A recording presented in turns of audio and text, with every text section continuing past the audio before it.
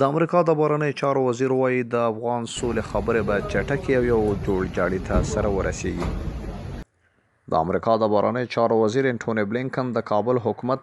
د پخلاینې عالی شورا له رئیس عبدالله سره د ټلیفون خبرې کړې دي او هیله څرګنده کړې چې د افغان سولې خبرې به چټکې او دواړه لوري به یو سیاسي جوړجاړي ته ورسیږي. د پخلاینې عالی شورا له لوري په خپره شوې خبرپاڼه کې راغلي چې انټوني بلینکن له عبدالله سره د خبرو په مهال ویلي چې امریکا د افغان سولې له خبرو ملاتړ کوي او په داسې حال کې چې د امریکا حکومت د طالبانو او امریکا د توافق په بیا ارزولو بوخت دی، هیله لري چې د سولې خبرې به چټکې او دواړه لوري به یو پایدار او هر اړخیز سیاسي جوړجاړي ته ورسیږي. خبرپاڼه کې وړاندې راغلی چې بلینکن په افغانستان کې د سیاسي جوړجاړي له لارې د کړکېچ په حلېدو ټینګار کړی او په هیواد کې د جګړې د شدت په زیاتوالي اندېښنه ښودلې ده. ورته مهال عبدالله د امریکا متحده ایالات د کابل ستراتیژیک دوستانو بللي او ټینګار یې کړی چې کابل حکومت د سولې خبرو د بریا لپاره د نړیوالې ټولنې ملاتړ اړین بولي.